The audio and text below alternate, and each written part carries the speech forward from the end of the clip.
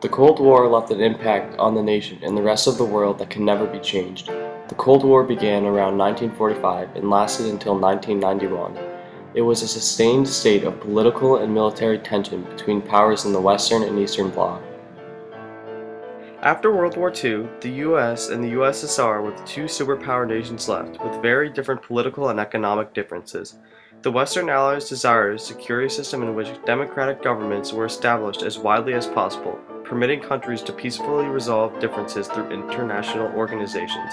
But the Soviet Union sought to increase security by dominating the internal affairs of countries that bordered it. In September 1947, the Soviets created Cominform, the purpose of which was to enforce orthodoxy within the international communist movement and tighten political control over Soviet satellites through coordination of communist parties in the Eastern Bloc. By 1947, U.S. President Harry Truman's advisors urged him to take immediate steps to counter the Soviet Union's influence, and in February 1947, the British government announced that it could no longer afford to finance the Greek military regime in its civil war against communist-led insurgents. The American government's response to this announcement was the adoption of containment, the goal of which was to stop the spread of communism. Truman delivered a speech in which he unveiled the Truman Doctrine, which framed the conflict as a contest between free peoples and totalitarian regimes. Throughout the 1950s, the tension continued to build as new weapons were created and nuclear warfare became a threat, and finally in 1962, the so-called war climaxed when there was the Cuban Missile Crisis. In May 1962, during John F. Kennedy's presidency, the memoirs of Soviet leader Nikita Khrushchev revealed the idea of placing nuclear missiles in order to counter the U.S. as an emerging nuclear war power. On October 16, President John Kennedy was shown photographs of Soviet missile installations under construction in Cuba.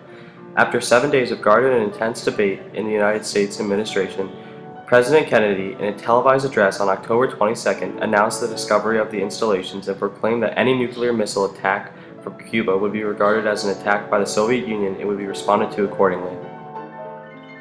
During the crisis, the two sides exchanged many letters and other communications. On October 26, Khrushchev sent Kennedy a long rambling letter proposing that the missile installations would be dismantled and personnel removed in exchange for the U.S. assurance that it or proxies would not invade Cuba. On October 27, another letter to Kennedy arrived from Khrushchev, suggesting that the missile installations in Cuba would be dismantled if the United States dismantled its missile installations in Turkey.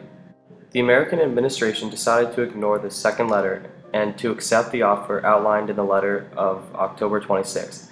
Khrushchev then announced on October 28 that he would dismantle the installations and return them to the Soviet Union, expressing his trust that the United States would not invade Cuba.